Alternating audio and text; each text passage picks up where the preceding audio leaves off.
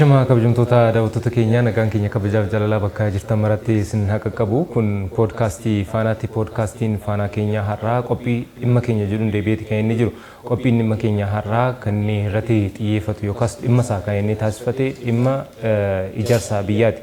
Ijaarsa biyyaa keessatti dhaabbileen intarpiraayizoonni maayikiroo xixiqqaa gaheen isaanii akkamittis ijaarsa biyyaa keessatti gumaachuu danda'u kan jedhu irratti biiroo carraa hojii uumuu fi ogummaa Oromiyaatti itti aanaa hoogganaa fi itti gaafatamaa damee carraa hojii uumuu obbo Waasihuun Golgaa waliin turtii ni qaban. Turtii isaa waliin qabannu nu faana bu'uudhaan nu hordofaa isiniin jenna. Obbo Waasihuun guddiseen isin galateeffadhaa yeroo keessan irraa qooddanii nu waliin turtii qabaachuudhaaf eeyyamamoo waan taataniif. Anis isin galateeffadhaa baga nagaan dhuftan jechuun barbaada. Galatooma har'a qophii dhimma keenyaatiin keessumattuu waa'ee ijaarsa biyyaatti kan nuti dubbannu. Ijaarsa biyyaa keessatti dameewwan garaagaraatiin gumaachi garaagaraa ni taasifama. Mee har'a xiyyeeffannaadhaan gaheen intarpiraayizotaa maali kan jedhu irratti haa xiyyeeffannuti. Hunda dura seensaaf akka nuuf ta'utti dudduuba deebisnee utuu yaadachiifne ka'umsi fi hundeeffamni dhaabbilee intarpiraayizotaa yookaas dhaabbilee maayikiroo xixiqqaa maalidha kan jedhu irraa tukaane. Tole galatooma ka'umsaa fi ergama biiroon carraa hojii uumuuf ogummaa Oromiyaa toorota xiyyeeffannoo gurguddoo isaa kenname keessaa inni tokkoof inni duraa dhimma hojii dhabdummaa bal'inaan jiru rakkoo sana hiikee carraa hojii uumuu akka qabudha. Kan leenjii qulqullinaa fi dorgomaa ta'e lammiiwwaniif kennuudha. Inni sadaffaan dhimma misoomaa fi kalaqa dhimma teekinooloojii wajjin kan wal qabu misooma teekinooloojii irratti kan hojjetu. Egaa dhimma seendubee intarpiraayizotaa wajjin wal qabatee yeroo kaafnu egaa moodelli biizinasii keessattuu tarsiimoonni misooma maayikiroo intarpiraayiziin ijaaramanii hojii keessa akka isaan galan yoo taasifamu moodelli hojii tokko waldaadhaan intarpiraayiziidhaan ijaaramanii akka isaan hojii keessa galan. Kun egaa yoo ijaaramanii hojii keessa galan gosoota gurmii carraa hojii dhaabbiidhaan yoo jennu gurmaanii hojii keessa galchuudha. Yoo gurmaanii hojii keessa galan moodelli tokko peelisiidhaan gurmaa'uu danda'u, shariikummaadhaan gurmaa'uu danda'u, dhuunfaadhaan waldaadhaan. Waldaan kun bu'aadhaaf kan inni ijaaramu gosoota gurmii kana keessatti kamtu irra caalaa hojii keessa yoo gale bu'aa qabeessa ta'uu danda'a kan jedhu kan ilaalamudha jechuudha. Egaa waliigalaa intarpiraayiziin kamuu akka intarpiraayiziitti qaama himachuu, qaama himatamuu, waliigala immoo bu'aa argatan immoo waliin qooduun hojimaata gurmii keessatti intarpiraayiziin tokko qaama seerummaa akka argatee seera qabeessa ta'ee ijaaramee hojii keessa galuudhaaf akkaataadhuma tarsiimoo irra kaa'ameen dhimmoota hojimaata isaan fixachuudhaa qaban qabu jechuudha. Kanaaf akka mana hojii keenyatti carraa hojii dhaabbii uumna yoo jennu karaa tokkoon waldaa intarpiraayiziidhaan akka isaan gurmaa'an. Karaa biraatiin qacarriidhaan kallattiidhaan industiriiwwan jiran keessatti industirii qonna keessa ta'uu danda'a, industirii maanufaaktcharingii keessa ta'uu danda'a, akkasumas immoo tajaajila keessa ta'uu danda'u. Saabseektarii isaan kana jala jiranis illee ta'uu danda'a. Intarpiraayiziinis karaa wal fakkaatuun gosa hojii kam keessatti intarpiraayiziin gabaan gaappiin gabaa jiru sirriitti qorachiisee gabaa hojii kam keessatti yoo gale bu'aa qabeessa nan ta'a jedhee kan achi keessatti deemudha jechuudha.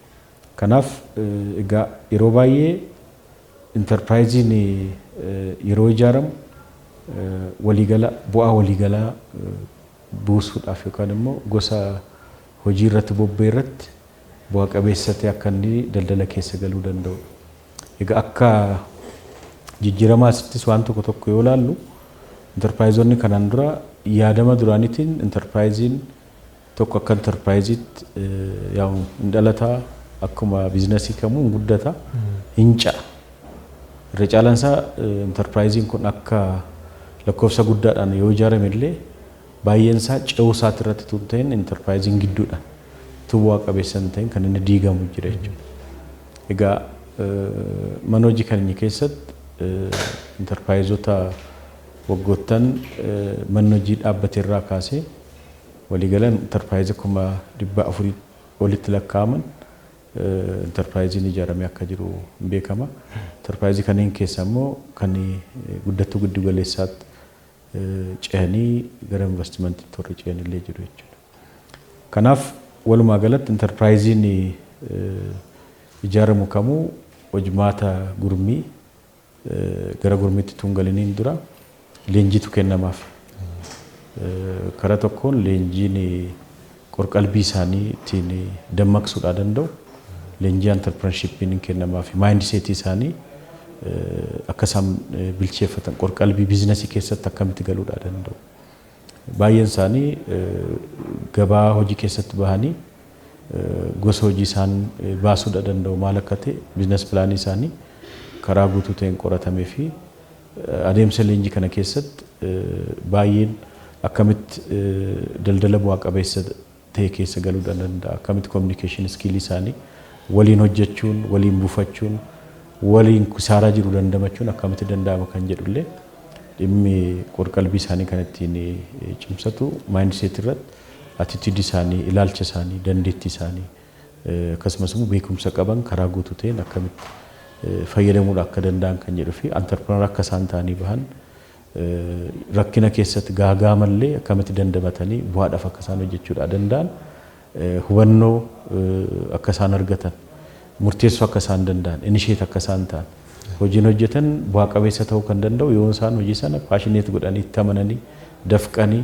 bu'aadhaaf hojjechuu danda'an yoo tumsuu danda'an gaappii gabaan qabu guutuu yoo danda'an oomisha dorgomaa ta'e oomisha yoo danda'an gatii madaalawaa ta'e yoo dhiyeessuu danda'an kana gochuun hin danda'amu jechuudha. Kanaaf bu'uuraan dhimmi akka mana hojii keenyatti enterprise gara enterpriseetti tun dhufiniin dura ogummaa argachuudha qabu. Leenjiin sila sii kaasee dhimma qorqalbii isaanii, mindset isaanii cimsuudhaaf, hubannoo isaanii cimsuudhaaf leenjiin kennamu. Leenjiin entrepreneurship, life skill illee akkamitti yeroo addunyaa kana keessatti dorgomaa ta'anii bahuudhaaf akkamitti fayyadamuudhaa danda'u, yeroo isaanii akkamitti fayyadamu, tajaajila kennan keessatti akkamitti dorgomaa ta'anii bahuudhaa danda'u kan jedhullee sirriitti adeemsa leenjii kana keessatti hubannaa kan isaan argatanii fi isaan boodammoo gosa ogummaa maarratti yoo bobba'an, qonna irratti yoo bobba'an bu'a qabeessa ta'uu, daldala irratti yoo bobba'an bu'a qabeessa ta'uu danda'u, manufakcharingii irratti yoo bobba'an bu'a qabeessa ta'uu danda'u, hojii elektiriika shaanii ta'anii yoo bobba'an, hojii mukaaf sibiilaa irratti yoo bobba'an, hojii industirii keessatti bobba'an maarratti yoo bobba'an bu'a qabeessa ta'uu danda'an, hojii kootoojii industirii keessatti yoo bobba'an maarratti yoo hojjetamu bu'a qabeessa ta'uu danda'a kan jedhu akkaataa fedhii kaka'umsa akkasumas immoo qophii barnoota isaaniitiin giddu galeessa karaa godhateen akka isaan leenjii argatanii taasifama. Isaan booda enterpiraayizii tokko enterpiraayizii ta'uudhaaf adeemsa leenjii keessatti qorqalbiinsaa akkasumas immoo yaada biizinasii akka inni qabaatu ogummallee akka inni qabaatu erga taasifteen booda akka inni qusatu gurmii keessatti. Gurmiin maaliif barbaachisaa? Nam tokko hojii keessa galuudhaaf dhuunfaadhaan hojjechuu danda'a. Qaxaramee hojjechuu danda'a. Enterpiraayiziidhaan walitti dhufee hojjechuu. Enterpiraayiziidhaan gaafa walitti dhuftu yaadatu walitti dhufa. Enterpiraayiziidhaan gaafa walitti dhuftu maallaqatu walitti dhufa. Enterpiraayiziidhaan walitti yoo dhuftu beekumsatu walitti dhufa jechuudha. Enterpiraayiziidhaan yoo dhuftu riskii sheer goota waan sila nama tokko riskii fudhattu nama lama, nama sadi, nama shani, nama kudhan riskii fudhatta jechuudha. Kanaaf aadaan walii wajjiniin hojjechuun aadaan konfliktiin yoo jiraate akkamitti konfliktii sanatti ni kudhaa danda'u. Kisaaraan yoo jiraate akkamitti kisaaraa sana dandamatanii keessaa bahu. Abdii kutannaan akka hin jiraan gaafa waliin hojjettu kisaaraanis jira bu'aanis jira jechuudha.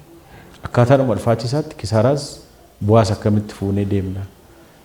Akkamitti bu'aas immoo qoddachuu dandeenya. Sirni herrega isaanii maal fakkaata? Akkamitti odiit ta'a? Akkamitti baasiiniif galiinsaa fayyaalessummaa enterpiraayiziin ijaaramu sun maal inni enterpiraayiziin tokko egeree boriitiif hadha maayikiroo ta'uu danda'a. Hadha xixiqqaa ta'uu danda'a. Akkamitti giddu galeessaatti deema? Akkamitti olaanaatti deema? Akkamitti gara ce'umsa caaseffamaa keessatti, industirii keessatti gahee isaa akkamitti baachuudha danda'a. Gara agiroo piroosesingii irratti akkamitti bahee bu'a qabeessa ta'uu danda'a kan jedhu jalqaba yaadamaan jalqaba gaafa wixinee intarpiraayizii tokko hundeessitu intarpiraayizii bu'a qabeessa ta'e, intarpiraayizii dorgomaa ta'e, intarpiraayizii oomisha isaatiin istaandaardii barbaadamu intarpiraayizii dhiyeessuudhaa danda'u ijaaruudhaaf akkaataan gurmaa'insa isaanii leenjii keessatti waan isaan argatan, leenjiin booda immoo qabatama hojii keessattis immoo waan isaan dhandhamatan bu'aa argachuudhaaf waan isaan deeman kan sirriitti karaa ittiin agarsiisuu danda'udha. Garra caalaan isaanii hojii gaappiin gabaa jiru. Carraan hojii uumamuu egaa akkuma intarpiraayizii ijaaramee hojii keessa jiru yoo kaafnu karaa qaacceessa sona karaa dabaluun intarpiraayiziin kamuu gabaan isaa eessa? Oomishni oomishu gabaa kamiitiif kan inni oomishu? Gabaan sun istaandardii kamiitiin kan barbaadu? Baay'ina akkamiitiin kan barbaadu? Gatii akkamiitiin kan inni barbaadu? Galtee eessaa argateeti hojii kana kan hojjetu? Kan jedhullee hundi isaa sirriitti sirni gabaa isaallee sirna galtee ittiin argatu baakwaard forwaard linkeejii isaallee sirriitti dura bu'ee karoorfatee itti deemuudhaa qaba jechuudha. Gabraatiin egaa intarpiraayizonni kun waliigala ijaarsa sirnaa keessattis illee gahee akka isaan qabatan taasisuu keessatti akkasumas deeggarsa waliigala paakeejiiwwan deeggarsaa jedhu gama mootummaatiin kan dhiyaatuuf jira jechuudha. Tokko deeggarsi mootummaan dhiyeessu waliigala akka isaan ijaaraman akka isaan leenjii gahumsa qabu argatan waan qorqalbii wajjin wal qabateen hojjetamu akkuma jirutti ta'e faayinaanshaali immoo intarpiraayiziin ijaaramu kun akkamitti bakka oomishaa gurgurtaa argachuudhaa danda'a, akkamitti aksesii faayinaansii ittiin argachuudhaa danda'a. Egaa kan liqeessu dhaabbilee baankii yoo ta'es dhaabbilee faayinaansii yoo ta'es aksesii isaa akkamii jechuudhaa qabu intarpiraayizonni kun deeggarsa gama dhaabbilee faayinaansiidhaan akka isaan argachuudhaa danda'an liqiin iddoo oomishaaf gurgurtaa akka isaan argachuudhaa danda'an lafa akka isaan argachuudhaa danda'an egaa amma inishiyetiiviin jijjiirama asitti hojiilee gurguddoo hojjetaman keessaa inishiyetiiviin baadiyyaaf magaala keessatti kilaastarri faarmiin gurguddaan iddoo oomishaaf gurgurtaa intarpiraayizonni kun qabataman hojii keessa galanii bu'aa qabeessa akka isaan ta'uudhaa danda'an hojiin hojjetame jira. Akkasumas immoo intarpirenoota carraa intarpirenootaaf leenjii kenname isaanis illee access to finance akka isaan argatanii karaa tokkoon alergee irratti akka isaan xiyyeeffatan. Amma intarpiraayizonni kan industirii godhuu keessatti hojjennu waan alaa galu bakka buusu. Amma intarpiraayiziin jijjiiramaan dura ijaaramee hojii keessa galuuf jiruu fi intarpiraayizii jijjiiramaa asitti hojii keessa galu garaagarummaa guddaadha kan qabu. Intarpiraayizonni baay'een isaanii kan shaayii buna danfisuu hojii xixiqqaa irratti kan bobba'u malee intarpiraayiziin hadda bu'uura industirii akka ta'u jijjiirama caaseffamaa fiduudhaaf intarpiraayiziin ijaaramu kun fakkeenyaaf intarpiraayizii karaa industirii godhatiin kan zayitii cuunfee zayitii sana gabaadhaaf dhiyeessu jira. Zayitii karaa tokkoon kan alaa galu bakka buusu keessatti intarpiraayizonni keenya zayitii kan tolbaa ta'u, kan nuugii haa ta'u, kan saliixaa ta'u, kan ocholanii haa ta'u qabataman karaa maashiniitiin qusatanii liqii argatanii gabaadhaaf haala isaan dhiyeessuudhaa danda'an. Gama biraatiin intarpiraayiziin mismaara irratti hojjetu jira. Mismaara kanaan dura alaa dhufu. Mismaara sibiilli isaa as keessatti hojjetamee pirooses ta'uudhaa kan danda'u shiboodhuma mismaara ta'u pirooses godhanii muranii kutanii inchii barbaadamuun seentimeetarii barbaadamuun hojii mismaaraa oomisha mismaaraa irratti warri bobba'anii hojii keessa galan jiru jechuudha. Gama biraatiin intarpiraayizonni mukaa fi farniicharii irratti hojjetan jira. Har'a sadarkaa diiba kenna tajaajila masoob jennu kana keessatti intarpiraayizonni karaa MDF-dhaan hojii mukaan hojjetaman baay'ee isaanii farniicharoota oofisa keessatti hojjetamu manneen barnootaa keessatti hojjetamu kan sadarkaa isaanii eeggate waan kanaan dura alaa galu sirriitti biyya keessatti sadarkaa ittiin oomishuudhaa danda'an waan alaa galu bakka buusu keessatti hojii guddaa kan isaan hojjetanii jiran. Kanaaf agroo piroosesingii keessattis manufacturing keessattis kan mukaaf sibiila hojii gogaaf bu'aalee gogaa leezaroota huccuu kophee kaasee as keessatti akka isaan oomishuu danda'an dinagdee waliigalaa gaggeessinu keessatti karaa tokkoon ce'umsi teekinooloojii akka jiraatu karaa biraatiin immoo dinagdeen karaa haqa qabeessa ta'een enterpiraayizonni dinagdee biyya kana keessatti maddifamu keessaa fayyadamaa akka isaan ta'uu danda'an gosoota hojii 12 ol waan piroosas ta'u daakuu irratti maashina kanaan dura waan piroosas godhee bakka biraatii dhufu isaanumti piroosas godhanii karaa gabaadhaaf mijatuun haala isaan ittiin dhiyeessuu danda'an haalli ittiin uumamee jira. Dhimmoota waliigala dinagdee waliigalaa keessattis illee galii argatan irraa mootummaadhaaf galii galchuu isaan danda'an jira. Gama biraatiin immoo enterpiraayizonni amma hojii misooma beeladaatti irratti bobba'an aannan irratti misooma aannanii irratti bobba'an jira. Hojii misooma lukkuutti irratti bobba'an jira. Enterpiraayizii hojii misooma dammaatti irratti bobba'an jira. Enterpiraayizonni kun waliigala qaala'insa jireenya magaalaa keessa jiru hir'isuu keessatti gatiin hanqaaquu gatiin aannanii akkasumas immoo gatiin oomishoota akkas inni irratti taasisuu keessattis illee gahee guddaa qabu. Maasiivli kan isaan oomishaa jiran. Enterpiraayiziin gaarmentii keessatti huccuu yuunifoormii kan waraana irraa kaasee akkasumas immoo kan dhaabbilee baankota waardiyootaaf akkasumas immoo manneen barnootaatiif yuunifoormii hodhu kanarraa kan hafe immoo gabaa keessatti tiishartiin huccuun uffata guutuurraa kaasee karaa kwaalitii fi sadarkaa isaa eeggateen kan isaan oomishan alattis illee warri ergan jira jechuudha. Kaan waan uffata kan siree irratti buufamu isallee karaa konfortii illee sirriitti hojjetanii waan alaa galu bakka buusuu wajjiniin ol qabate waan dorgomaa ta'e dhiyeessuu wajjiniin ol qabate gabaan akka isaan baru uffata ispoortii dhiyeessuu wajjiniin ol qabate baay'ee dinagdee waliigalaa akka biyyaatti waan alaa galu bakka buusuun akkasumas immoo alergii irratti xiyyeeffatanii warri hojjetan jira jechuudha. Misooma qonnaa keessatti abukaadoo irratti warri ijaaramanii kan ala erguu jalqaban jiru. Dama irratti ijaaramanii ala irratti kan sadarkaa isaa eeganii ergan jiru.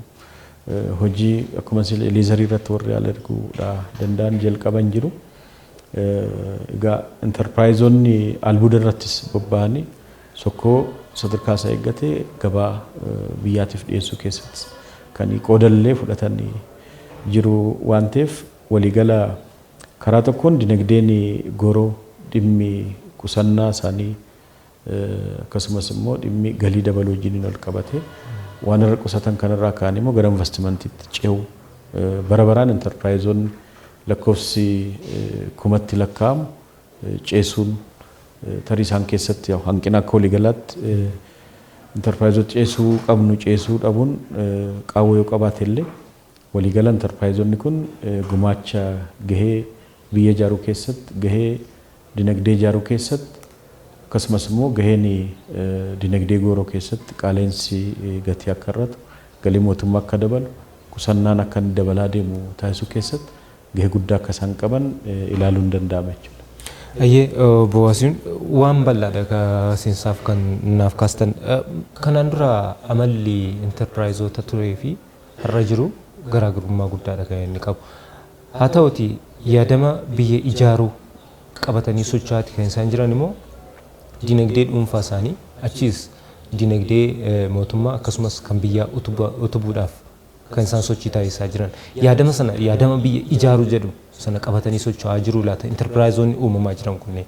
Qabatamaan kan silansii kaasee leenjiin qorqalbii keessatti leenjiin maayindiseetii kennamu kun leenjiin akkaataan laayif iskiilii keessatti kan isaanii kennamu kun jijjiiramaan dura leenjiiwwan akkasiin jiran. Jijjiiramaan dura dhaabbileen leenjii keenya qabatamaan lammiileen ogummaa akka isaan argatan taasisuu keessatti sartifikeettiidhaaf kan namni leenji'u garummaa amma sartifikeettiidhaaf leenjiin kennamu kamuu sartifikeettiidhaaf enterprise yaadama duraatiin ijaaramu enterprise nyaatee akka bulu daabboodhaaf yaw galii xixiqqaa kan argatu wama argate sana galii guyyaadhaaf akkasumas immoo lubbuu isaatti tursiifachuu malee waan meejii guddaa biyya ijaaruu keessatti meejii guddaa an hojjetee dafqee har'a enterprise xixiqqaa yoon ta'e maayikiroo yoon ta'e bor guddattuun ta'a bor guddina sadarkaa isaa eeggadheen ijaarsa biyya kana keessatti bu'uura industiriin ta'a caaseffama dinagdee dhufu keessatti gahee koo nan baadha kan jedhu ilaalama akkasiin qaban. Har'a enterprise gaafa hojii barbaadaa ta'ee galmaa'u sababoota hojii barbaadaa isa godhan maal inni kan jedhu sirriitti qoratame gosoota hojii barbaadaa sababa kan ta'an maal kan jedhu sirriitti adda baheeti jechuudha. Egaa eenyuun hojii barbaadaan hojii dhabaadha moo hojii barbaadaadha kan jiru. Hojii dhabaa yoo jennu maal jechuudha. Hojii barbaadaadha yoo jennu maal jechuudha. Amma hojii dhabaa jira moo hojii barbaadaa jira kan jedhullee sirriitti identify ta'ee gosoota hojii dhabdummaa jennu. Amma hojii dhabdummaan structural jennu jira jechuudha. Gaafa manni hojii kun caaseffama isaa qorachiisee humna namaa amma jiru teknoolojii wajjin wal qabsiisee deemuu hin danda'u taanaan industiriin tokko oomisha kanaan dura oomishi hoo hir'isa taanaan oomisha kanaan dura gosa oomisha 3-4 oomishaa amma immoo gosa 3-4 dorgomaa ta'uu dadhabee gaafa irratu structurally jijjiirama caaseffama gaafa qabaatu namni irrachuun isaan oolu. Namni dorgomuu dha'uu isaatiin nama kaleessa mindeeffamaa ta'e har'a hojiirraa hir'ifamuu danda'a jechuudha. Structural waan jennu kan biraa immoo cyclical kan jennu jira jechuudha. Carraan hojii yeroo oomishni kee gannatti barbaadamu fakkeenyaaf industiriin boottii oomishu yoo fudhanne yookaan industiriin oomisha qonnaa oomishu yoo jiraate yeroo ittiin oomishu sana keessatti yeroo gabaan barbaadu ni oomisha gaafa gabaan hin jirre immoo hin cufa jechuudha. Akkasumas immoo bakka oomisha industirii keessatti akkasumas immoo oomisha qonna keessatti yoo fudhan yeroo saliixna investimentiin saliixa oomishu tokko yookaan immoo investimentiin buna oomishu tokko yeroo bunni gahu hojjetaa baay'ee barbaada. Yeroo oomishi boqqolloo barbaadu hojjetaa barbaada. Yeroo inni dhaabbatu immoo yaa'u cyclical waan ta'e yeroo tokko dabala yeroo tokko immoo hir'achuu danda'a. Kaan immoo seasonal kan jennus as keessatti ilaaluun danda'ama. Kaan fractionaliin hamma namni baratee leenji'ee hojii qabatu gidduutti waan jiru fractionii sana waan fractional sana jennu ilaaluun danda'ama jechuudha. Kanaaf dhimmoota yaadama biyya ijaaruu keessatti dinagdee cimsuu keessatti dinagdee dhuunfaadha moo kan biyyaa ijaaru kan jedhu yoo ilaallu ta'e jalqaba enterprising kamuu dinagdee dhuunfaa isaa ijaarrata jechuudha. Kisaaraa keessa akkamitti bahuudhaa danda'a? Bu'aadhaaf akkamitti hojjechuudhaa danda'a? Enterprising entrepreneur ta'ee rakkoo hiikuudhaaf gaagama jiru sirriitti fudhatee gaagama shallagamaa ta'e gara carraatti akkamitti hojjechuudhaa danda'a kan jedhu gaafa laaltu jalqaba sodaa tokko malee biizinasiin keessa galee kun hammam bu'a qabeessa ta'uu danda'a kan jedhu ilaalee gaafa dinagdeedhaan cimu liqeeffataa ta'a. Deeggarsa haala mootummaan mijeessu kanarra dhaabbatee deeggarsa argatu sanarra dhaabbatee gaafa liqeeffatu jalqaba liqii sana deebisa amanamaa ta'e jechuudha.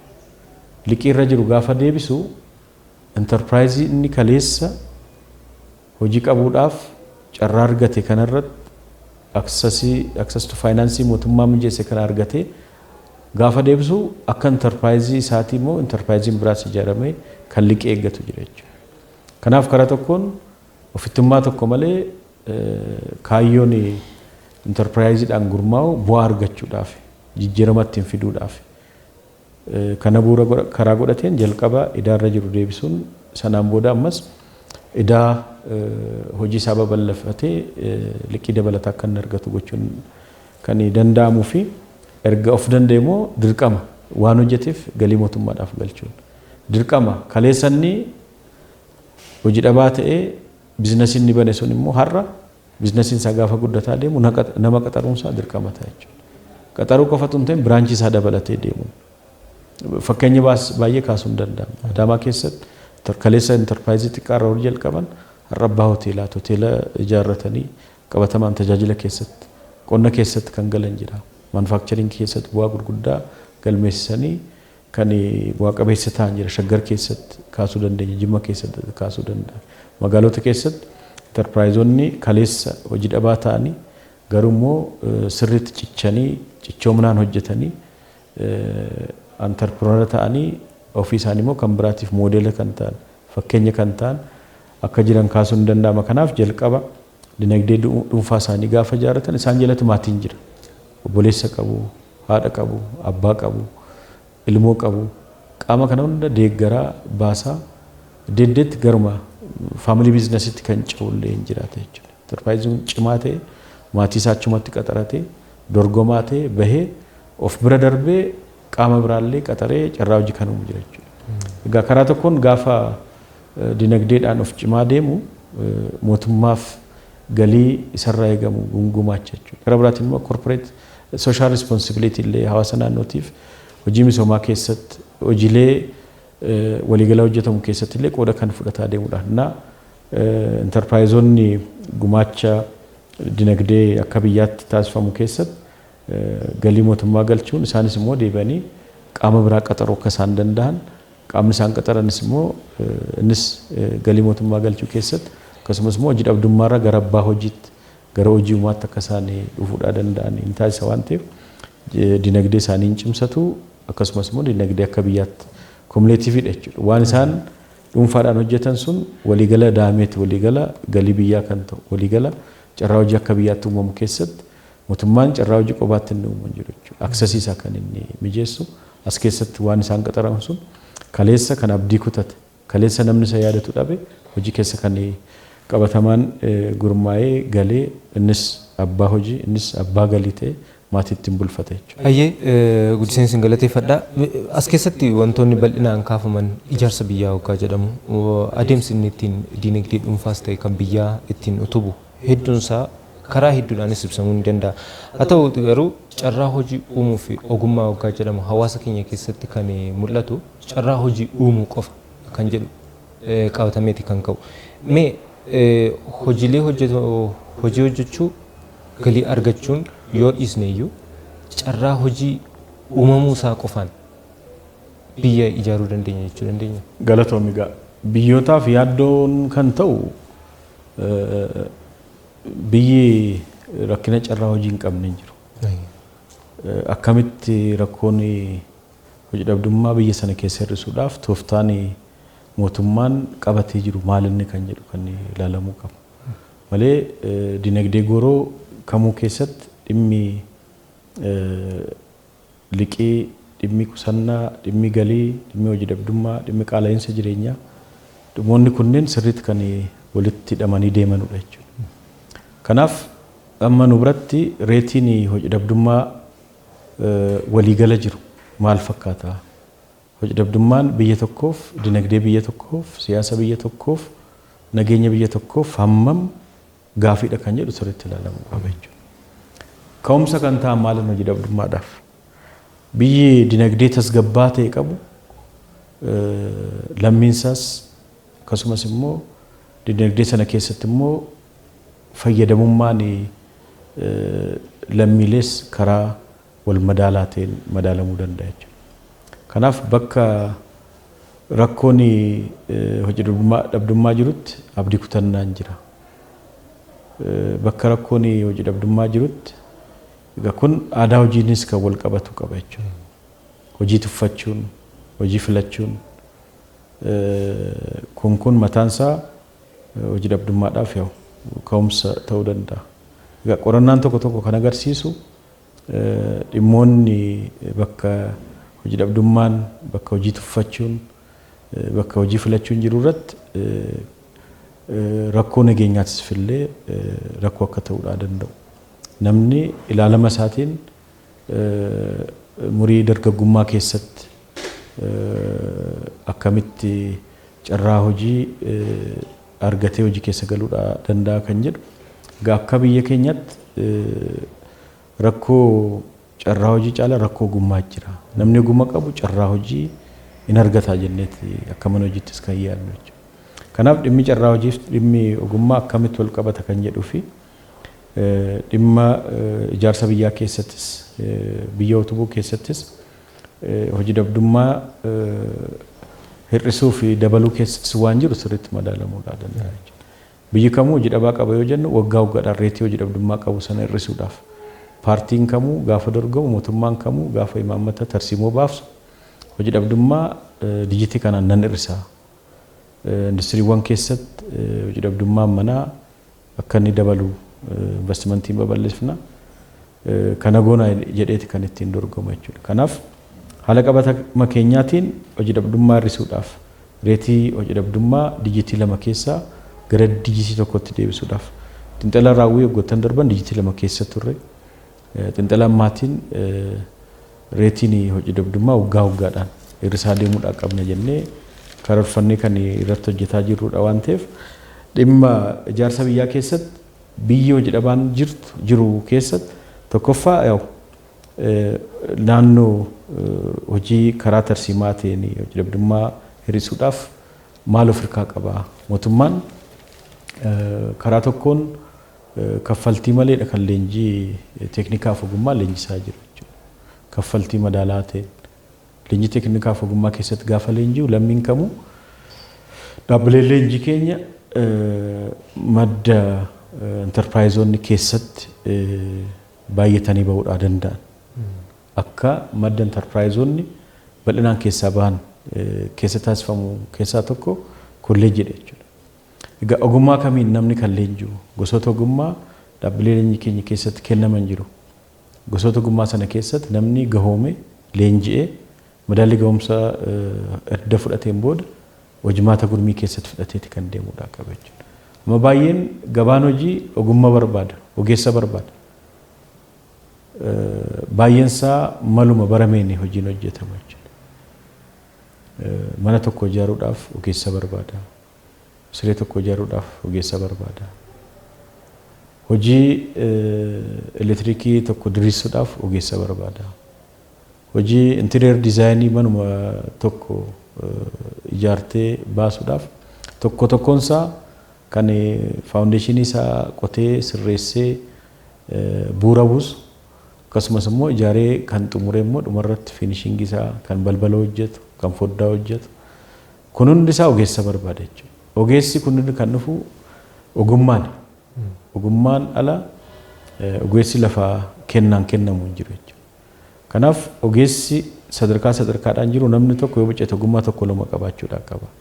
Kanaaf Oromiyaa ogummeessuu leenjiin ogummaa kennamuu qaba karaa jedhuun leenjii gaggabaabaa lammiilee miliyoona 3.6 olitti bara baraan lammiilee baay'eedhaaf kan kennamaa jiru. Lammiileen kun gaafa leenjii ogummaa dhaabbilee leenjii ogummaaf teeknikaa keessatti argatan karaa salphaa ta'een gabaa hojii keessatti makachuudhaa danda'u jechuudha. Hadda teeknishaanni tokko karaa salphaa ta'een leenjii argateen gabaa barbaade keessatti dhuunfaadhaan hojjechuu danda'a, qaxaramee hojjechuudhaa danda'a. Naannoo kanarratti ogeessota ciccimoo adeemsa leenjii keessatti ogummaa akka isaanii argatan taasifamee ijaarsa biyyaa keessatti ijaarsa hidha laga Abbaayee ijaarame keessatti ogeessonni leenjii teeknikaa fi ogummaa fudhatanii bahan jira. Humna qilleensaa keessatti, humna waraanaa keessatti teeknishaanota giraand teeknishaal jennu kun achi keessatti illee leenji'anii gahumsaan akka qooda fudhatan haalli taasifamee jira. Akkasumas gabaa keessatti teeknooloojiiwwan rakkoo hiikuudhaa danda'an kalaqaa hojiin wal qabatee yoo bucate teeknooloojii gara maanufaakcharingii keessatti qorannaa irratti hundaa'anii rakkoo hawaasaa rakkoo enterpiraayizoota akka hiikuu danda'uun karaa kanaan akka isaan babal'atan enterpiraayizoonnis kana fudhatanii baay'isanii hojii keessa akka galuudhaa danda'an taasifamee jira jechuudha. Bakka baay'eedhaatti bakka humni paaworiin hin jirretti karaa salphaateen humna ibsaa akka isaan argachuudhaa danda'an karaa salphaateen karaa baayogaaziidhaan humna ibsaa akka isaan argachuu danda'an karaa salphaateen maashinoota oomishaan booda post harvesting fi pre harvesting jennu kanarratti baay'ee kalaqaa fi teeknooloojiidhaan leenjii ogummaa argatan kanaan sirriitti gabaa keessatti akka isaan dorgomaa ta'an taasifamee jira. Dhimma ogummaa nam tokko ogummaa qaba taanaan gabaa hojii keessa gabaan hojii sun ogummaa akkamiiti kan barbaadu ogummaa gabaa hojii giddu galeessa kan godhate kan barbaadu isaan kana keessatti ogummaan dirqama ogummaaf carraa hojii gargar baasuu hin danda'amu. Hojiin kamuu ogummaa barbaada. Carraan humnu kamummoo dudubbin isaa ogummaa yoo qabaateen malee har'a enterprise tokko overall hojii isaa enterprise oomisha nyaata horii oomishu tokko gabaan isaa horsiisota horii kan horsiisu kan indaanqoo horsiisu isaaf gabaadha jechuudha. Kan horiif indaanqoo horsiisu immoo hanqaaquu argate innis gabaan isaa hawaasaaf akkamitti dhiyeessa kan jedhu walitti hidhamiinsa gabaallee qabaachuu danda'a. Enterprise uffata hojjetu uffata garmentii irratti bobba'u huccuu irratti bobba'u enterprise gogaaf bu'aalee gogaa irratti bobba'u enterprise farniicharii irratti mukaaf bu'aalee mukaati irratti enterprise sibiilaaf bu'aalee sibiilaa irratti bobba'u enterprise oomisha zayitaati irratti bobba'u kun gabaa barbaada. Gabaan isaa eessa gabaa kamii keessatti hojjeta. Sana hojjechuudhaaf immoo ogummaa barbaada. Ogummaa gabaaf gabaa walitti dhuumataan isaa leenjii ogummaa barbaada jechuudha. Kanaaf hard skill na soft skill jennu kun ogummaa harkaan ni qabu akkasumas immoo ogummaa communication skill isaanii akkasumas immoo ogummaa marketing sirna gabaa maal barbaada gabaa keessatti ogummaa business plan isaanii illee baasanii akkamitti gabaa keessatti biizinasii dorgomaa ta'e uumuu dandeenya. Oomishi isaanii standardii karaa eeggateen akkasumas immoo packaging gisaa abbaa litrii tokkooti barbaadamu abbaa walakkaa barbaadamu abbaa shanii barbaadamu qabiyyeen koddaan isaa abbaa meeqaati halluun isaa maal ta'uu qaba kana illee hamma deemee fedhiin gabaa akkatti access gochuu danda'u assessmentii isaa illee hojjetee meeshaan inni fayyadamu maalirraati kan jedhullee sirriitti karaa gabaa hawwachuu danda'u ni qabatee deema kun hundi ogummaa barbaada jechuudha. Kanaaf carraan hojii ogummaan hin dabaalamne karaa tokkoon disantiin ta'u itti fufiinsa hin qabaatu. Yeroo tokko jalqabde kan yeroo tokko dhiiftu miti. Kanaaf waa hundisaa ogummaa qabaatee carraa hojii keessatti hin bobba'aa yoo ta'e ogummaa isaa guddasaati kan deemu jechuudha. Namni tokko ogummaa tokko argachuudhaaf dhimmoota ilaalama isaa akkasumas immoo yaada muuxannoo inni qabu ogummaadhaan gaafa dabaltuu fi dorgomaa ta'ee ba'u keessatti gahee fi qooda guddaa qabu waan ta'eef dhimmi carraa hojii biyya tokkoof lammiileen abdii qaban abdiin borii maal inni kan jedhu namni eebbifamee yoo ba'u dhaabbata mootummaa keessatti qaxaramuu barbaada. Hadhee hojjete jijjiiramaasitti ilaalamni kun baay'ee isaa irra teeti kan jiru. Ijaaramee gaafa ba'u har'a biizinasii mataa isaatii bocatee hojii keessa kan galaa jiru jechuudha. Kun immoo inisheetivoonni kilaasteroota sheedota kuma dhibbaan lakkaa'aman abdii dargaggeessa ta'ee jira jechuudha.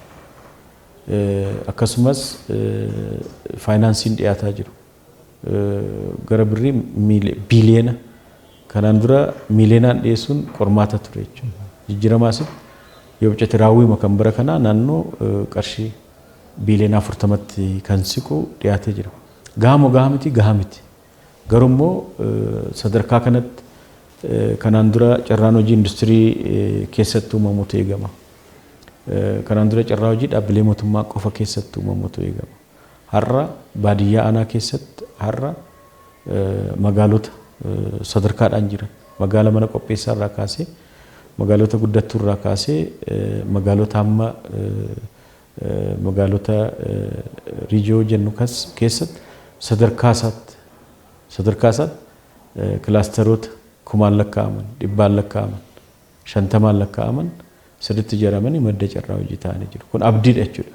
Maalinni namni kaleessa mana hojii mootummaa keessatti qofa qaxaramee deemu manni hojii mootummaa lammii hojii dhabaa hunda qaxaruu hin danda'amu jechuudha. Ituma nan qaxare jedhu caasaa sana baachuu danda'u hin qabu. Kanaaf lammiileen biizinasii dhuunfaa isaanii ijaarrachuun Egaa biizinasiin ogummaan yoo deeggarame informaal biizines gara formaalitti fiduun biizinasii maatiidhaan deeggaramanii maatiidhaan biizinasii keessa galanii akka isaan bu'aa qabeessa ta'uu danda'an kan mijeessudha. Kanaaf waliigala sochii jijjiiramaa asitti taasifame lammiilee miiliyoonaan lakkaa'aman miiliyoona 2.5 miiliyoona 2.7 akka naannoo keenyatti yaa reetiin hojii dhabdummaa jiru yeroodhaa yerootti dabalaa yoo dhufes hojii dhabdummaa hir'isuudhaaf immoo sochiin akka mootummaatti dhaabbilee faayinaansii wajjin waliin ta'anii hojjetamaa jiru yoo ilaalle liqiin dhiyaataa jiru dhiyeessiin faayinaansii iddoo oomishaa gurgurtaa jennu kun kilaasteroonni sheedonni akkasumas immoo maashin liiziin kan sila maashinii gosoota industirii godoo 12 maashiniin dhiyaataa jiru qonna baadiyyaa keessatti tiraaktara irraa kaasee maashinii kan nyaata horii piroosess godhu maashinii milk piroosessingiidhaaf fayyadamu maashinii oomisha mismaaraaf oolu maashina kan zayitii cuunfaadhaaf oolu maashinii gaarmantii huccuu wajjiniin wal qabatee deemu maashinii kan mukaaf sibiilaaf dhiyaatu lakkoofsan qabu kumaatamaan kan lakkaa'aman dhiyaatanii leenjiis argatanii akka isaan harka hiikkatanii bu'aa qabeessa ta'uu danda'an gochuu keessatti gahee guddaa kan qabuu fi kan abdii kennuudha jechuudha. Biyya dargaggeessa abdiin keessa hin jirre dukkanatu itti mul'ata jechuudha. Kanaaf badiif, kanaaf jeequmsaaf, kanaaf tasgabbii qabaatee maatiis hin gargaaru. Araada adda addaa keessatti kan galu jechuudha. Har'a garuu dargaggeessi abdii guddaa sochii dinagdee keessatti taasisuu keessatti akkasumas immoo sochii waliigala Oromiyaa gummeessuu keessatti leenjii entrepreneurshipii hamma qe'ee baadiyyaa dubartoonni, dargaggoonni, qonnaan bulaan, horsiisee bulaan akkasumas immoo enterpiraayizonni gara investimantiitti ce'een dabalatee qonnaan bulaa gara investimantiitti ce'ee qondoomina seektarootaatiin dhimmi qorqalbii biizinasii keessatti hawaasi keenya qooda fudhachuu qaba karaa jedhuun hojii walitti aansee inisheetivii gama mootummaa naannoo keenyaatiin qabameen hojiin bal'aan hojjetamee jira. Oromummaa gummeessuu keessatti hojiin bal'aan hojjetamee jira. Akkasumas immoo kolleejjoonni keenya, leenjistoonni keenya ofiis abdeet godhanii leenjiin kennamu kun yoo bicate namni biizinasii keessatti akka inni dammaqu ogummaadhaan dorgomaa akka inni ta'uu danda'u. Dhaabbileen madaallii ga'umsa ogummaatis karaa madaallii ga'umsa kanaatiin akka isaan gahumanii bahan gochuu keessattis illee hojiin guddaa kan hojjetamaa jiru. Kanaaf biyyi carraa hojiidhaaf balbala bantee fayyadamummaa dargaggootaa, fayyadamummaa dubartootaa warra xiyyeeffannaan kanaan duratti kennamne gara gabaatti, gara hojiitti, gara ogummaatti dhufanii hin hojjenneef xiyyeeffannaa kennitu bu'aansaa utuu hin fagaatiin yeroo gabaabaa keessatti enterpiraayizonni kaleessaa harka duwwaa ta'an har'a miiliyoona irra ta'aa jiru jechuudha. Har'a bu'aa qabeessa ta'anii karaa tokkoon isaanumti carraa hojii uumaa jiru. Karaa biraatiin galii mootummaa galchaa jiru. Karaa biraatiin qaleensa jireenyaa dhisuu keessatti, gabaa tasgabbeessuu keessatti gahee isaanii ba'ataa jiru. Kanaaf dhimmi carraa hojii abdiidha. Carraan hojii gaafa uumaa adeemu jenereeshiin dhufus akkasumas immoo dargaggeessi ol guddataa deemu abdiin isaa maal akka ta'e kan keessatti murteessu waan ta'eef ijaarsa biyyaa keessatti sirriitti walitti kan hidhamu ta'uu kaasudha. Guddiseensi galateeffadhaa gara goolabaatti akka waliigalaatti dhimmoonni nuti haasaa jiru dhimma ijaarsa biyyaati. Itoophiyaan yeroo ammaadhaa diinagdee gooroo irratti xiyyeeffatteeti kan isheen jirtu. Diinagdee gooroo haa ta'u iyyuu malee immoo diinagdee maakiroonis akkasuma faana ni jira. Waliigalaan gaafa laallu diinagdee mandhalee ijaaruudhaa fi adeemsi isheen yookaas imalli ishee fagaatee deemaati kan mul'isa ishee qabatee jirtuu fi galmi isheen qabattee jirtus bal'aadha. Diinagdee mandhalee ijaaruu keessatti gumaacha enterpiraayizoonnis gumaacha isaanii beekanii akka isaan keessatti hirmaatan gumaacha taasisan kana booddee xiyyeeffannaan isaanii maal ta'uu qaba. Itoophiyaa ceesisuudhaaf gara guddina caalutti geessuudhaaf xiyyeeffannaan kennamee jira, mul'annis qabamee jira waan ta'eef. Kanaaf enterpiraayizoonni akkamittiin tarkaanfachuu qabu? Diinagdee mandhalee ijaaruu kana keessatti, ijaarsa biyyaa kana keessatti gumaacha isaanii akka baatanii fi maaltu irraa eegama jettu?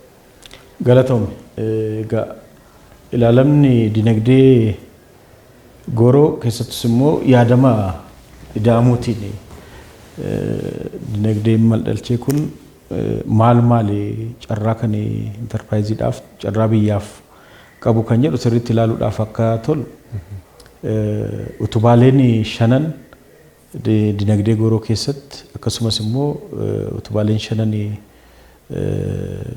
dinagdee mandhalchee keessatti ilaalaman keessaa tokko dhimma qonnaati. Lammaffaan dhimma industiriiti. Sadaffaan dhimmi tajaajilaa jira, dhimmi ICT jira, dhimmi turizimii jira jechuudha.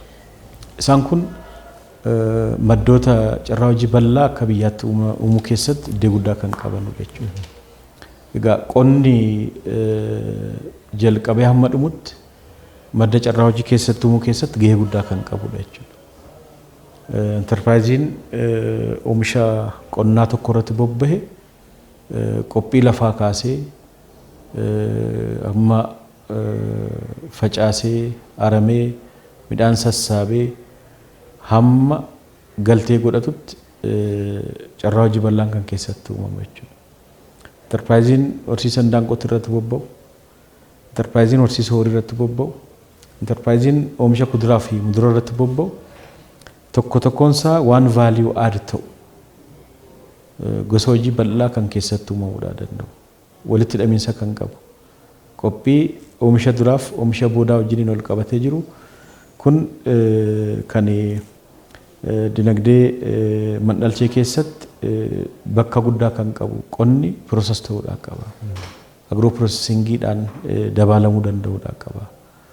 Baadiyyaa Oromiyaa keessatti yoo bicate teknoolojii tokko, teknoolojii lama, tokko lama sadii karaa jedhuun industirii keessatti caaseffama dinagdee fiduu keessatti qonni bu'uura jechuudha.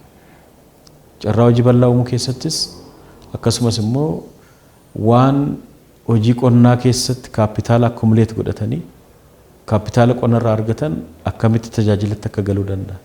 Kaapitaala qonnarratti argatan akkamitti industirii keessatti manufakcharingii irratti galuudha akka itti danda'an.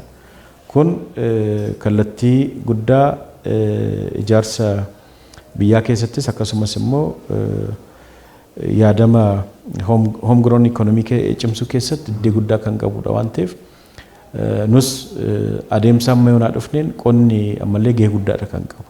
Qonni misooma midhaanii jira, qonni misooma beeladaa jira.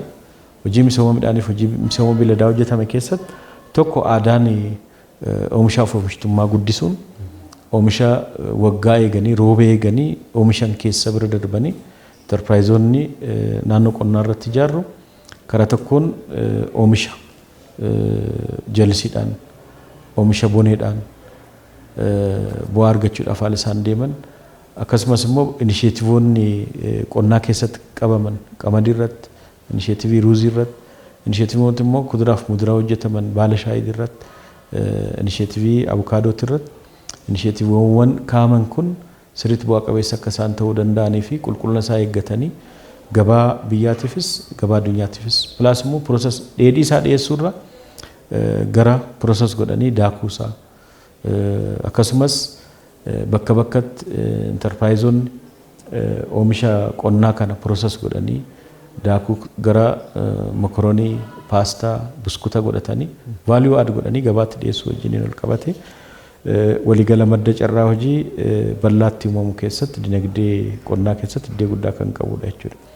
Kan biraa tajaajila keessattis enterpiraayizoonni keenya tajaajila akkamiiti kan isaan dhiyeessan gosoota tajaajila isaan ijaaramanii tajaajila kenna saffisaa ta'e tajaajila dorgomaa ta'e tajaajila isaan kennan kun tajaajila akkamii dhiyeessaa jiru kan jedhu daldala keessatti waan isaan bakka biraatii waan oomishan gabaadhaaf dhiyeessuun yeroo dhiyeessan immoo waan dorgomaa ta'een gatii dorgomaa ta'een tajaajila sana gurguruun bakka kaleessa irraa fidatan gatiin enterpiraayiziin dhiyeessu gabaa tasgabbeessuu keessattis buutee guddaa kan barbaadu tun ta'een waan fide muraasarraa bu'aa muraasa argatee waan bal'aa fide immoo waan bal'aa sanarraa bu'aa muraasa karaa argachuudhaa danda'uun kaayyoon isaan ijaaramanis waligala gatii hin malle fe'anii bu'aa malle argachuudhaaf tun ta'een karaa dorgommummaa isaanii eeggatuun karaa enterpiraayiziin kun itti fufiinsa qabuun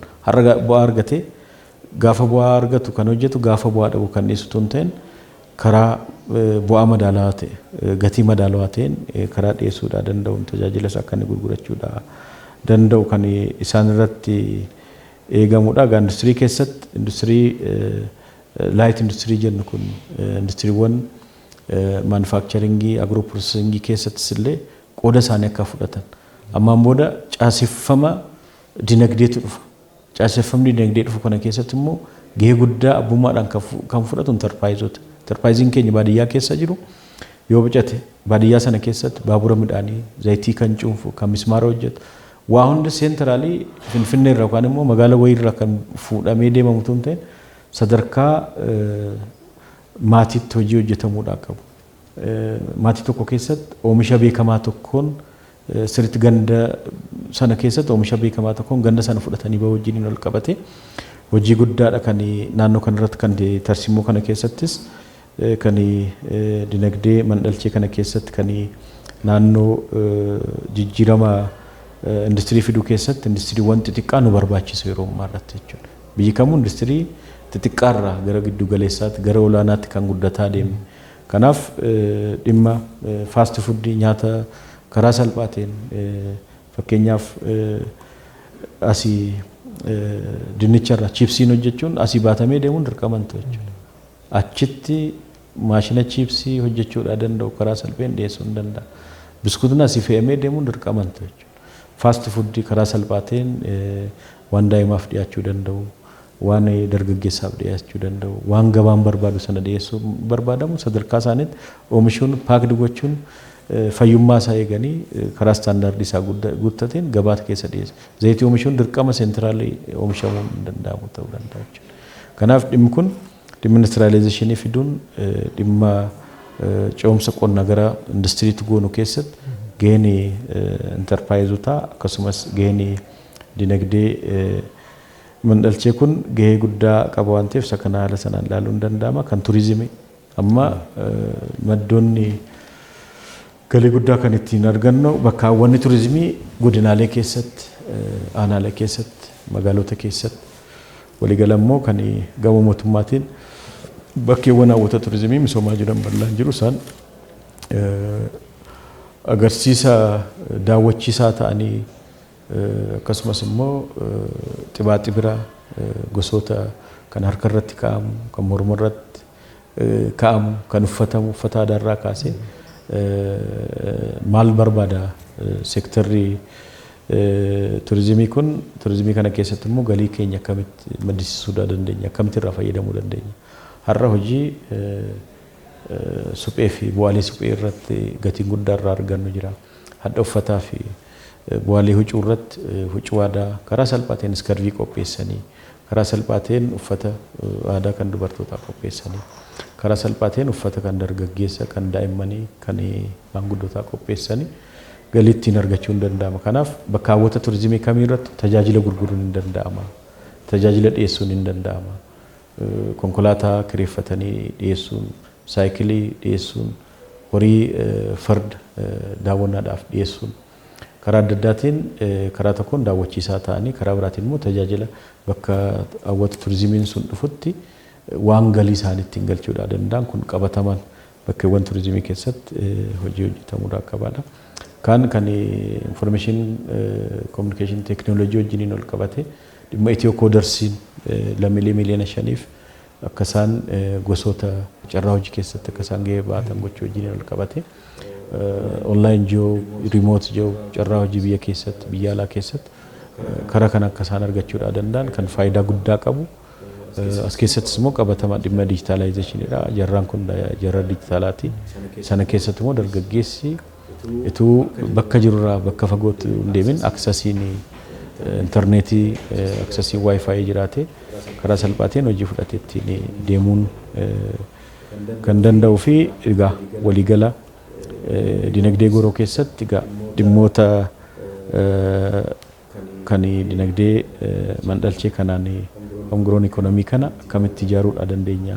Isaan kun immoo carraa hojiitiif ijaarsa biyyaatiif gahee maalii qabu kan jedhu kana ilaaluudhaaf egaa namni aadaa hojii cimaa ta'e qabu intarpiraayizii keessatti bu'aa qabeessa ta'e kan bahuu danda'u aadaa hojii cimaa yoo qabaate sa'aatii akkamitti kabaja sa'aatii hojii beellama saa'u industiriin inni ijaaru yeroo ammamiiti kan tajaajila kennan hojjetaan achi keessa jiru hojjetaan qaqqaxalee ta'an fakkeenyummaa qaban humna guutuudhaan humna oomishtummaa nam tokko guyyaatti sa'aatii meeqa hojjeta oomishinni hojjetu immoo hammam istaandaardii isaa eeggatee gabaa keessatti fudhatama qaba oomishtummaa guddisuu keessattis dhimmi qulqullinaa dhimmi gatii dhimmi baay'inaan oomishuu akkasumas caaseffama dinagdee fiduu keessatti bu'uura kan ta'an industiriiwwan maayikiroo xixiqqaa akkasumas immoo maayikiroo giddu galeessa warra ta'anidha gara guddattuutti kan deemu kan ol guddachuu danda'an waan ta'eef waliigala kuni karoora waggaa 5 keessattis illee reetii hojii dhabdummaa gara dijitii tokkotti hir'isuudhaaf galma guddaan gatamee qabamee kan jirudha waan ta'eef dhimmi dinagdee goroo cimsinee achi keessatti immoo qoodni hojii dhabdummaa karaa tokkoon hir'isuu akkasumas qaaleensa gatii hir'isuu fi gumaacha dinagdee goroo kana keessatti enterpiraayizonni galii mootummaa galchuun carraa hojii uumuun kan isaan ittiin baachuudha danda'anii fi karaa biraatiin karoora dinagdee goroo kana keessatti hoomgroon ikoonomii akkamitti ijaaruudha danda'a utubaalee 5 kana keessatti immoo hammam carraa hojii uumuudha danda'u kan jedhu bal'inaan carraa hojii ammaan booda uumu kan carraa hojii soona dabalu kan ciccitaa kan hin taane kan fufiinsa qabu qaamni tokko waa hunda jalqabee kan xumuru kan hojjetu tun ta'in waan galtee ta'u kan oomishu innis of danda'ee hojjechuudha akka danda'u kun yoo wal qabatee walitti hidhatee caaseffamni dinagdee barbaadu akkasumas immoo bu'uura industiriidhaaf bu'uura buusuu akka itti danda'amu ilaaluun danda'ama. Ayyee obbo Asiyuun Golgaa guddiseenis galateeffadha yaada bal'aa kennitanii fi dhumarratti yaadni hafeera utuutti dabalame kan jettanii fi ergaa biyya haa ijaarru lammiileedhaaf akkasumas kanneen enterpiraayiziidhaan haammatamanii jiraniif yoo dabarsitan. Galatooma egaa akka carraa biiroon carraa hojii uumuu fi ogummaa waliigala bara kana gara enterpiraayizoota 1189 kan ta'an ceessuudhaaf qophii taasisaa jirra. Egaa enterpiraayizoonni bu'uura dinagdee keessatti ce'umsa caaseffamaa fi nu keessatti gahee guddaadha kan isaan qabani. Egaa biyya tokko biyya cimaa jechuun kan si dandeessisu lammiilee aadaa hojiidhaanis cimaa kan ta'an lammiilee hojii isaanii keessatti amanamaa ta'anii oomisha dorgomaa ta'e amma oomishoota biyyoota addunyaa keessatti namni gaafa uffata filatu kan Turkii dhamu kan Ameerikaan dhamu kan Chaayinaa dhamu jedhee filata jechuudha. Oomishni biyyuma keenya keessatti immoo oomisha biyyi naannoon oomishaan beekamu jira jechuudha. Oomisha xaafiidhaan beekamu jira, bakka dhadhaadhaan beekamu jira. Waliigala oomishnuun itti beekamuu kan dandeenyu yoo qulqullina isaa eegganne. Egaa enterpiraayiziin kamuu maqaa horateeti. Har'a addunyaa keessatti dhaabbileen dorgomaa ta'anii addunyaa dinagdeedhaan dhuunfaa ta'anii qabeenya waan mootummaan qabu olitti kan qabuudha danda'an kaleessa isaanis enterpiraayizii turani. Kaleessa isaanis ifaajii dabarsan keessatti bu'aa gaarii argachuu danda'anii jiru. Kanaaf enterpiraayizoonni ijaarsa biyyaa keessatti qooda kasaan baachuudha danda'an karaa tokkoon deeggarsa haala mootummaan mijeessu sirnaan fayyadamanii bu'aa qabeessa akka isaan ta'uudha danda'an carraan hojii abdii miiliyoonotaati seektarri carraa hojii kun waa hundasaa hojii dhabdummaanis miiliyoonuma lakkoofsa amma reetiin hojii dhabdummaa magaalaa keessatti naannoo parsantii 21.3dha. Baadiyyaa keessatti hojii dhabdummaa naannoo parsantii 9.7 jira. Waliigala hojii dhabdummaa magaalaaf baadiyyaa naannoo parsantii 13.4 jiru kana hir'isuudhaaf hojii taane hojjetamuudha qabu jechuun nurra jiraata jechuudha. Kana keessatti warri carraa argatanii haala mootummaan mijeesse leenji'anii gurmaa'anii qabatamaan hojii keessa galanii warri bu'aa argatan isaanis har'a baay'een isaanii qaxaramummaa keessaa ba'anii qaxaraa ta'anii warri isaan qaxaranis immoo maatii ittiin bulfatanii dinagdee biyyaa keessatti illee gumaacha guddaadha kan bu'aa jiran. Walumaa galatti akka naannoo keenyatti intarpiraayizonni sochii daldala keessa jiran, sochii industirii keessatti jiran, sochii qonnaa keessa jiran, sochii tajaajila keessa jiran baay'een isaanii gara abbaa qabeenyummaatti kan dhufan, baay'een isaanii gara investimentiitti kan cehaa dhufanidha. Abdii guddaa qaba jechuudha. Naannoon kun bara baraan dinagdeen naannoon kun maddisiisu dinagdee guddaadha. As keessatti warri carraa argatanii gara investimentiitti gara guddina olaanaatti ce'an kun karaa tokkoon dinagdee biyyaa utumuu keessatti alergii irratti xiyyeeffachuun waan alaa galu bakka bu'u irratti xiyyeeffachuun yoo sirriitti karaa kanaan deemne biyya cimaa biyya dinagdeedhaanis siyaasaanis akkasumas immoo nageenyi si eegame birmadummaa si eeguu kan dandeessu yoo galii amansiisaa ta'e lammiileen qabaachuu danda'an jechuudha. Lammiileen laayinii hiyyummaa jala jiraatan ammallee baay'eedha jechuudha. Kanaaf intarpiraayizonni kun immoo kaleessa waan keessaa ba'an hin beeku hadha bakka gahanii isaanis carraa hojii bal'aa uumuu keessattis dinagdee biyyaa utumuu keessattis gahee guddaa qabu waan ta'eef wantoonni jalqaban kun sadarkaa naannoo keenyatti godinaaleen, magaalonni, aanaaleen, gandooleen xiyyeeffannaa guddaatti kennanii deeggarsa intarpiraayizii kanaaf deeggarsa intarpiraayizonni utubaa biyyaa ta'uu isaanii sirriitti utubaa dinagdee keessatti iddoo qulfii qabu jechuudha. Kana sirriitti beeknee deeggarsa mootummaan kennu dhaabbileen faayinaansiitis waan waliigalaa dhiyeessii faayinaansii dhiyeessan keessatti hojii guddaadha kan hojjetan. Garuu ammallee iddoo gahuu qabnu, ammallee deeggarsa deeggaruudhaa qabnu, ammallee sadarkaa guddina isaan ceesuu qabnutti karaa guutuu ta'een ceesuu keessatti raawwii keenya irra deebinee ilaaluun karoora tarsiimaa karoora misoomaa naannoo Oromiyaa waggoottan 5 dhufu bara 2019 kaasee amma 2023tti hojiin xiyyeeffannoo dinagdee gooroo keessatti gaheen intarpiraayizii guddisuun du'aatii intarpiraayizotaa hir'isuu keessattis akkasumas immoo intarpiraayizota gara olaanaatti ceesuu keessatti karoora gurguddaa karoora hawwataa ta'e akkasumas immoo karoora dargaggeessi keenya abdii qabu moor sirna kanarratti moor mootummaa kanarratti akka dabalu akkasumas immoo manni hojii carraa hojii uumuu namni daabboo nyaatee akka bulu qofa kan hojjetu tun ta'een bu'uuraan intarpiraayizii ijaarratu keessatti immoo bu'aa qabeessa ta'e gara kaampaaniitti akka guddatu gara hojii gurguddaa bu'aa qabeessa ta'uu danda'e keessatti akka inni galuu fi dinagdee gooroo dammaqsuu keessatti sochoosuu keessatti hojii dhabdummaa caalmaatti hir'isuu keessatti gahee akka inni ba'achuudhaa danda'u deeggarsi mootummaa ammas ittaansee karoora dhiyeessii faayinaansii keessatti dhiyeessii maashin liizii keessatti balk parcheezii bituudhaaf mootummaan kan amma qophii keessatti qophaa'aa jiru. Kanaaf abdii guddaa qabu kana sadarkaadhaan odeeffannoo ligannee wal kakaasee wal utubee keessattuu hawaasi keenya dinagdee akka biyyaatti ijaaraa jiru keessatti qooda keenya sirriitti bahachuu danda'uudhaa qabna. Kana bahachuudhaaf immoo qorqalbiin biizinasii hawaasi keenya keessa ka hojiin qorqalbii biizinasii kana cimsuudhaaf leenjiin antarpireenshipii kennamaa jiru bal'inaan deemamaa jira.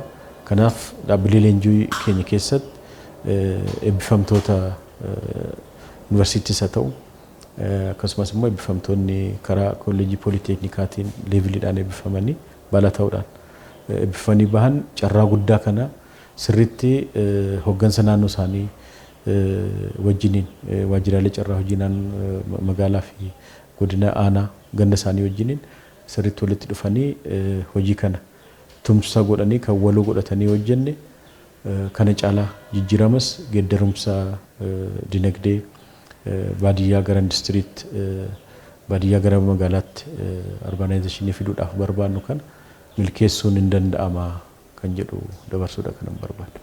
Ayyee biiroo carraa hojii uumuu fi ogummaa Oromiyaatti itti aanaa hoogganaa fi itti gaafatamaa damee carraa hojii uumuu obbo Waasihuun Golgaa yaada bal'aa dhimma ijaarsa biyyaa irratti gaheen intarpiraayizoota maalii kan jedhu waan nu qoddaniif maqaa daawwattootaa fi dhaggeeffattoota poodkaastii Faanaatiin guddiseen isin galateeffadha.